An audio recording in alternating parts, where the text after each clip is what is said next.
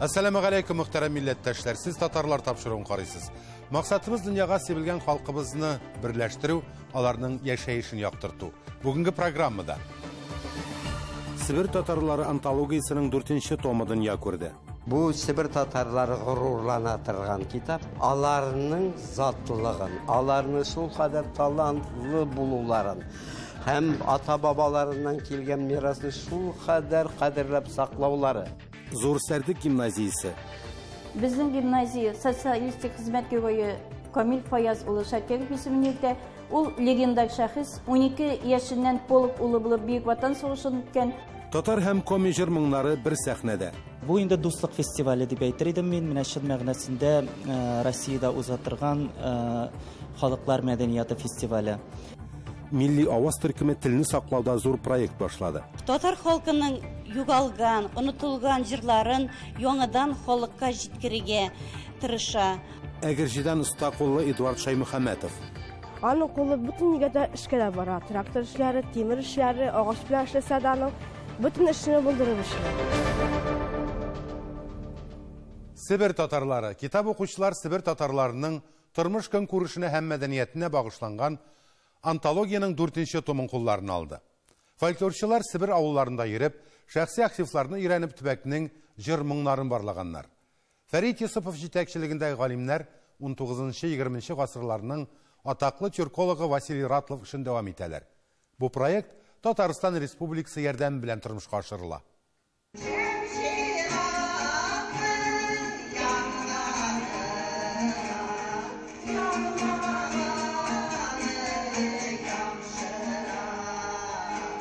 Сос фольклор ансамблінің шығышлары шын барлық белән бәйле. Урта Тарман авылыннан булган әлеге коллектив Сибир татарларының гадәти тормышы турында сөйли. Бу көйләрне алар әби бабаларыннан отып алганнар. Хәзер сәхнәдә генә булса, кайчандыр бу җырлар урамнарда да еш яңгыраган.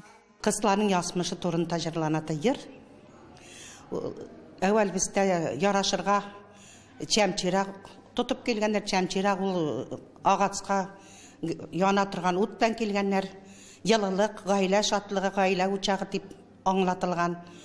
Кыз күргән тәрәзәдән чәмчирак ушлап, яутсылар килгәч, күңеле тулып та киткән, переживать итеп киткән, кулына ятаган алып, кызлары, дус кызлар белән бүтән эчендә булганнарны йыр белән чыгарган. Менә без бүген шуны уйнап күрсәтәбез. Бүген Соз ансамбле борынгы Сибир татар фольклорын саклаучы. Бу хәзинә артыннан Татарстан галимнәре Урта Тарман, шулай ук Көнбатыш һәм Көнчыгыш Сибирның башка авылларына киләләр, өйрәнәләр. Экспедициядә тупланган материаллар Сибир татарлары антологиясының 4-нче томына кертелгән. Соңгы басма халыкның рухи һәм мәдәни ядкәрләренә багышлана. Иң башта иң борынгы формалар. Иң борынгы халыкның музыкаль күз алу системасының нигезендә булган ул дастаннар һәм йолалар. Аларга бәйле музыкаль материаллар, алар барысы да ноталар белән. Аннан соң һәр бер әсәргә комментарийлар белән кайчан язып алынган, кайсы территориядә. Өйрәнелмәгән өлкәләр дә күп калган әле. Экспедиция барлык районнарда да булырга өлгермәгән. Шәхси архивлар Сибир татарларының инструменталь мәдәнияте тикшеренүләр көтә. Ләкин тупланганнары да бик зур кыйммәткә ия. Авторлар хәтта русчага тәрҗемәдә дә язмаларның Сибир татарларына хас шигъри төзелешен саклаганнар. Халык авыз иҗаты антологиядә 2 телдә тәкъдим ителә. Bu Sibir Tatarları gururlanatırgan kitap. Olanı her birisi anı bizning devletimiz, bizning prezidentimiz. Менә Sibir Tatarları deb endi aytamiz biz şu җирлектәге bütün Tatarlarны да мен күздә тотам Sibir Tatarları дигәндә аларның затлылыгын, аларны шул кадәр талантлы булуларын, hem ata babalarından kelgen mirasını şul kadar kadirlep saklaulары. Sibir татарлары антологиясының автор төзүчесе Фәрит Йосыпов төмәндә 4-нче томны тәкъдим итте. Ул күп еллар дәвамында Сибир татарлары мәдәниятен, тарихын, фольклорын, телен өйрәнә. Сибирның һәр авылында диярлек була ул. Кайбер авыллар берничә дистә ел эчендә юкка чыгарга да өлгергәннәр. Hayran kalıp 12 yaşlık vakitinde ağzımı açıp oturaydım. Bana bizden başka kişiler geldi dipteki makır yigitler student bulgan vakitlarımız. 2 gün bulduğu şekilde etkenden tınlap yazıp barımızda oturttunuz. Mene takım bir məlumat buldu sizin aytılgısı. Демәк, без 60 ел уже таныш. Себер татарлары антологиясының 4-нче томын тәкъдим итү җирле халык өчен зур вакыйга. Татар мәдәнияте үзәгенә Төмән өлкәсе һәм Себернең башка төбәкләреннән галимнәр, фольклорчылар, җәмәгать эшлеклеләре җыелган иде. Этнография һәм уен кораллары коллективлары үз чыгышларында халык авыз иҗатына икенче сулыш төшерәләр. Әмәл ансамбле шуларның берсе.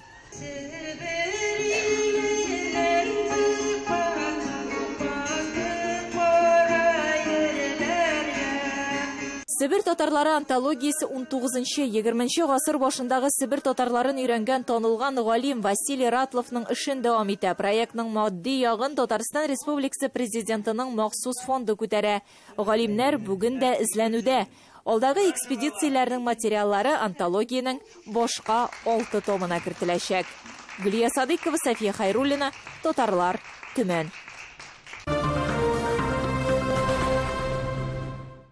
Күптән түгел безнең Төшерү төркеме Күкмара районы Зур Сәрдек авылына барып кайтты. Бай тарихлы, һөнәрле авыл хакында сез халкым минем тапшыруында таныштыгыз. Ә менә без аның гимназия эшчәнлеген аерым тукталырга булдык. Зур Сәрдек авылы гимназиясы легендар шәхес Шакиров Камил Фаяз улының исемен йөртә. Татар мөхитен, телне саклап гөрләп яши. Тулырак киләсе видео язмада. Май шүлмәге тышыннан күренә дигән гыйбарә туры киләдер бу урында. Зур Сәрдек авылы гимназиясының ишек алдыннан ук тәрбия башлана. Исемен йөрткән шәхсенә куелган һәйкәл, истәлек тактасы барсы да игътибарга лаек. Яп-якты мәктәп гөр килеп каршы алды безне. Рәхәт булып китте. Балачакка кайткандай булдык. Күзләрендә ышкын уйнап торган укытучылар эшләгән, оештырган, кылган гамәлләрен җиткерергә ашыкты. Әйе, мәктәп ул могҗиза кырыенда. Дип, иң беренче тылсымлы китапка чумдык. Нәкъ менә шундый кызыклы чыгышлар истә кала мәктәп елларының. Бу сер түгел. Чөнки балаларның вакытлары дөрес кулланылып эшләнелсә, безнең сәхнәдә йөрүче балалар әйләнә-тирә мөхиткә дәгән бик матур, карашлы булып тәрбияләнеп үсәләрдер дип уйлыйм. Дөрес, әнә бит ничек бирелеп ышандырырлык итеп уйныйлар.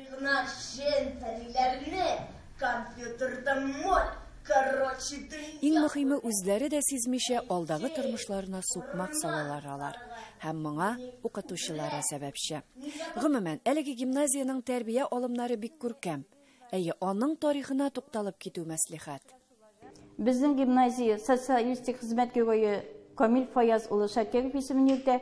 Ул легендар шәхес, 12 яшеннән полк улы булып Бөек Ватан сугышын үткән. Һәм инде монда кайтып, соңыннан колхоз рәисе булып, халыкны аякка бастыруда, колхозны торгызуда үзеннән зур өлеш керткән шәхес.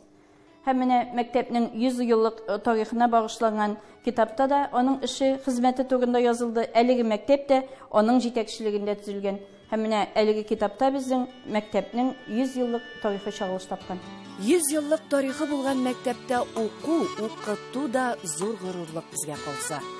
Безнең гимназия инде ул 90-нчы елларда ук иң беренчеләрдән булып Татарстан Республикасы Мәгариф министрлыгының Каюм Насри исемендәге премиясына лаек булган мәктәп. Аннан соң инде 2009 елда Россия Федерациясы президенты грантына лаек булган мәктәп. Һәм менә соңгы вакытта милли билем һәм тәрбия бирүдә ирешкән уңышларыбыз өчен без шулай ук Татарстан Республикасы Мәгариф һәм фән министрлыгының 1 миллион сумлык грантына лаек булдык. Яратып эшлиләр монда укытучылар. Шуңа да балаларының уңышлары зурдан. Әнә, спорт буенча да күпме данлыклылары бар. 6 спорт мастерыбыз бар.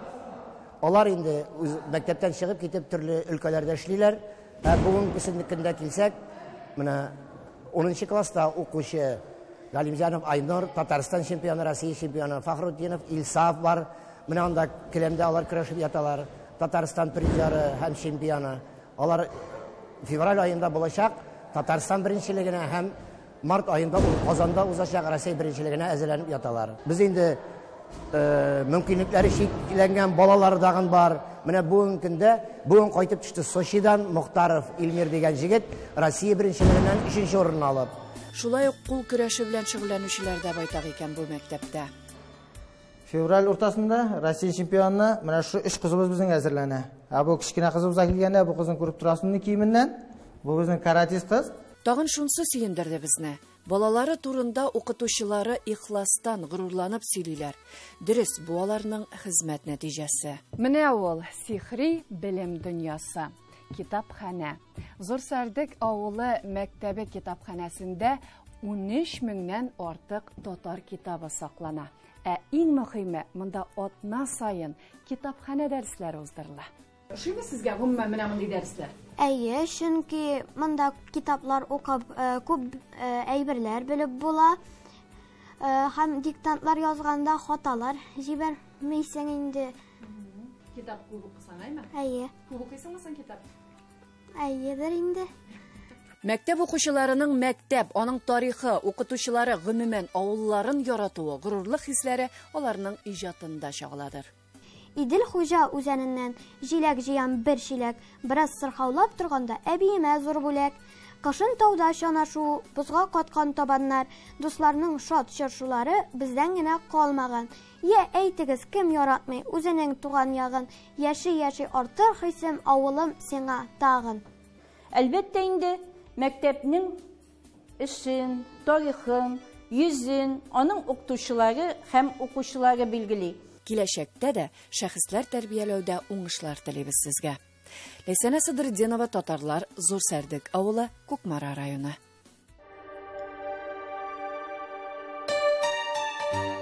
Кая сез, татарлар? Нигә зарланасыз? Сорау, таләп итү, өйрәтү үзебездән бит. Үзебездән таләп ителә. Халык ихтиярына каршы беркем дә бара алмый. Аллага шөкер, хәзергә Конституция, Татарстан, Россия кануннары телне яклый торган исән, сау. Әле бер канунның бер маддәсе белән генә әле татар телен бетермәгәннәр. Андый тенденция бар. Бу сәясәт ул 16-нчы гасырдан башлап һәр вакыт булган. Столыпинда да булган ул, башка вакытта да булган. Ләкин татарлар башка гасырларда бирешмәгән, хәзер әлбәттә глобализация, телевидение, интернет бар. Шуңа күрә һич аптырарга кирәкми. Үзебезне үзебез итеп, үзебез генә саклый алабыз.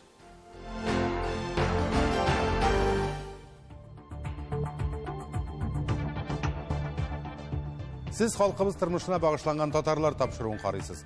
Программабызның икенче өлешендә. Татар һәм коми җыр моңнары бер сәхнәдә. Бу инде дуслык фестивале дип әйтер идем мин. Менә шул мәгънәсендә Россиядә узатырган халыклар мәдәнияты фестивале.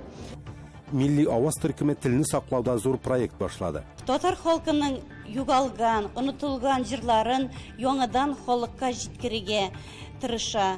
Әгерҗидән оста куллы Эдуард Шаймөхәммәтов. Аның кулы бөтен нигәдә эшкә бара. Трактор эшләре, тимер эшләре, агач белән эшләсә дә аның бөтен эшне булдырып эшли.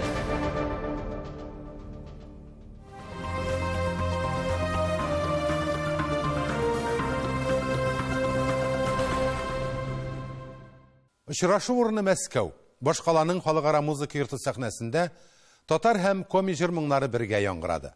Татарстан Республикасы җыр һәм бию дәүләт ансамбле Коми Республикасының Асия КА дәүләт ансамбле белән берлектә таң атканда дигән концерт программасы тәкъдим иттеләр. Бу концерт артистларны гына түгел, тамашачыларны да берләштерде дисәк дөрес булыр. Тулырак алдагы видео язмада. Бу кич бик күп тамашачылар өчен көтелмәгән бүләк булды. Татар халкының кабатланмас моңы һәм Себер дәрьясы бергә үрелеп барды. Мәскәү сәхнәсе ике мәдәниятнең очрашу урыны булды. Нәфис кызлар һәм көчле егетләр, татар халык җырлары, биюләр милли мирасыбызның байлыгын чагылдыра.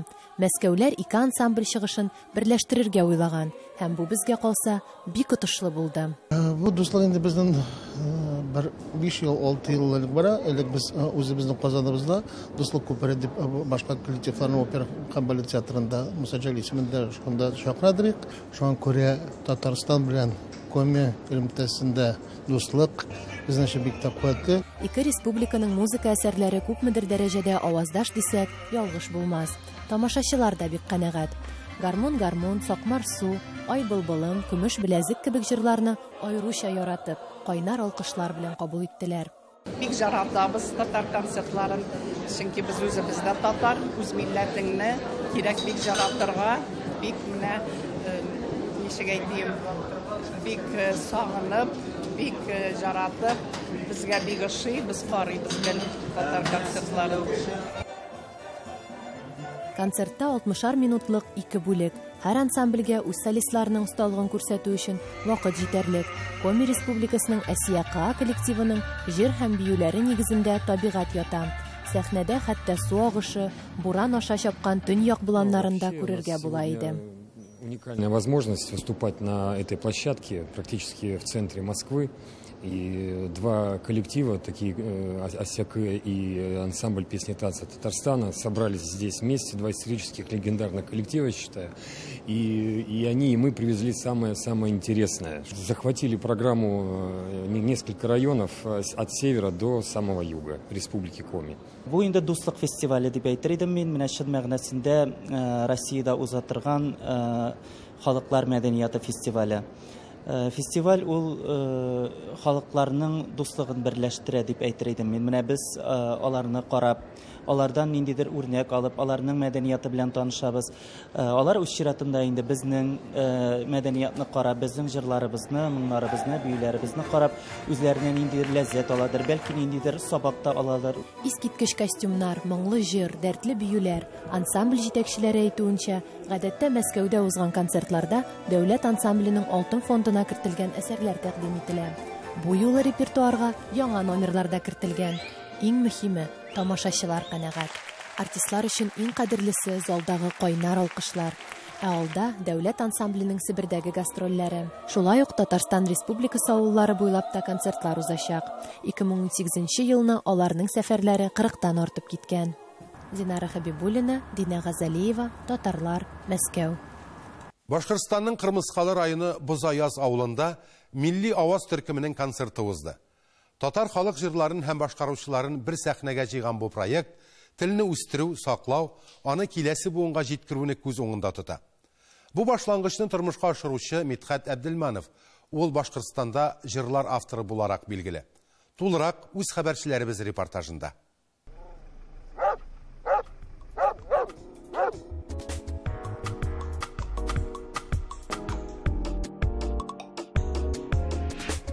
Бузаяз авылы Башкортстанның гүзәл табигате кочагында урнашкан. Берничә гасыр тарихка ия булган авылга Борай районы кешеләре килеп төпләнгән. Бүген исә биредә яшәүче халык саны 1000-нән артык исәпләнә. Бузаязның тарихында Канзафар Хусаев турында да бик зур роль уйнаган әйтмичә булдыра алмыйм. Чөнки ул монда 19 яшында Бузаязга мулла булып килә. Шул ук вакытта Емельян Пугачев группасында катнашып, Салават Юлаев белән бергә сугышып йөри. Менә шуның өчен дә Бузаязның уртасында аңа һәйкәл салынды. Серен топсаң, җиңел сүтелә. Серен топмай авыз ачсаң, хас пыяла, җиңел кителә. Бузаяз берничә милләтне берләштерсә дә, биредә күпчелекне татарлар тәшкил итә. Милли аваз проектының нәкъ монда башлануы да очраклы түгел. Авыл мәктәбендә татар теле укытыла, шулай ук төрле мәдәни чаралар үткәрелә. Урындагы халык исә телне үстерүгә, аны саклауга зур көч сала. Менә бу концертыбыз безнең беренче адым дип атарга була. Милли аваз концерты бер сәхнәгә төрле яшьтәге җырчыларны туплаган. Аларның һәрберсе татар халык җырларын башкарулары белән авыл кешеләренең күңелен яуларга иреште. Шул ук вакытта чыгыш ясаучылар Мидхәт Әбделманов иҗат иткән популяр җырларны игътибар үзәгеннән чыгармады.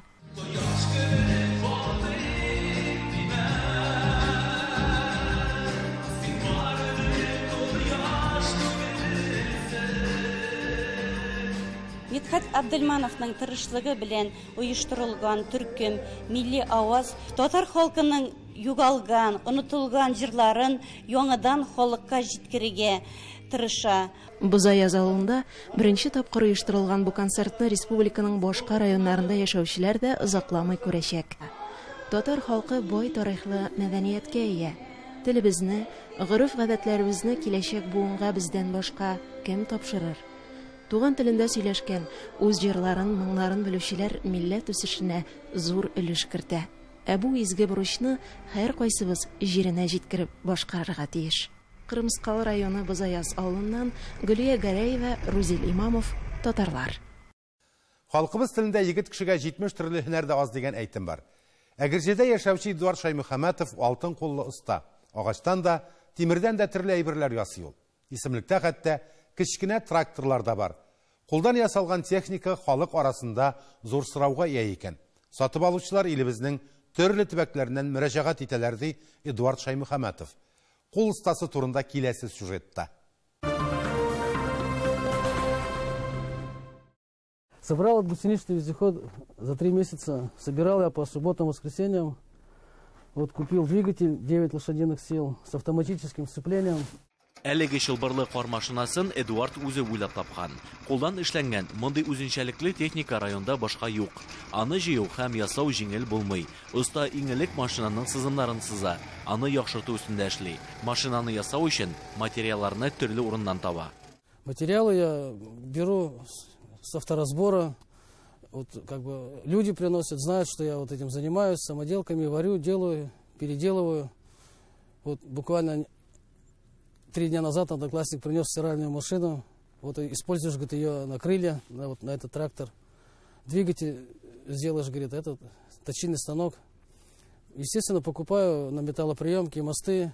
Использую я вот мосты, коробки. Использую из автомобиля ВАЗ классика. А остальное железо, ну, естественно, приходится покупать. Где-то свое есть. Болты, гайки, я уж это не считаю. Қолдан ясалган техника халык арасында да зур сорауга ия икән. Сатып алучылар илебезнең төрле регионнарына мөрәҗәгать итәләр ди Эдуард Шаймөхәмәтов. Особенно у кого есть земельный участок, люди как бы, они получаются маневренные, маленькие. Обычно я делаю под колею 70, то есть можно смело по грядкам ездить, развозить там навоз, чернозем. Естественно, соответственно, пахать на нем можно. У кого маленькие участки, но я и пашу, как бы люди просят, занимаюсь, люди берут.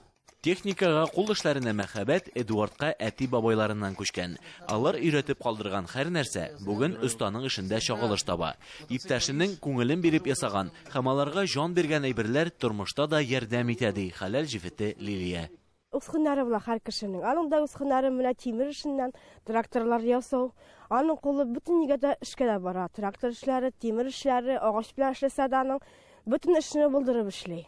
Һәрбер атна буе ул менә ул дәфтәргә төшерә дә ул бөтен ниләрне инде кыягызга төшерә. Шимбә якшәмбе инде аны җиренә җиткереп, огородка барып, шуларны эшләп кайта. Әлеге кечкенә тракторны да Эдуард үзе ясаган. Бу ул җыйган тракторлар арасында 4-нчесе. Первые трактора были с одной коробкой. Я решил увеличить, соответственно, второй коробкой скорость и, естественно, тягу. Хәзер трактор сәгатенә 30 чакрым тизлек белән бара ала. Аны җыю өчен 2 атна вакыт китте ди уста. Кирәкле материалларны классик ВАЗ автомобиленнән алып кулланган.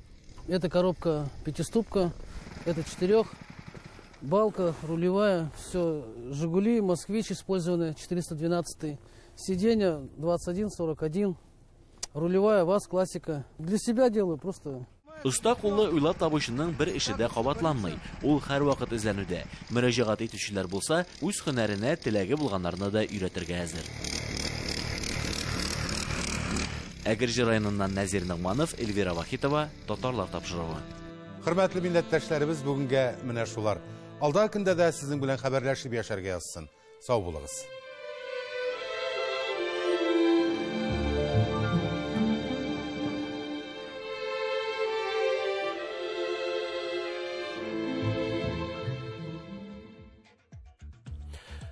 Әфғанстаннан совет гаскәрләренең чикләнгән контингенты чыгарылуга төп-төгәл 30 ел тулды.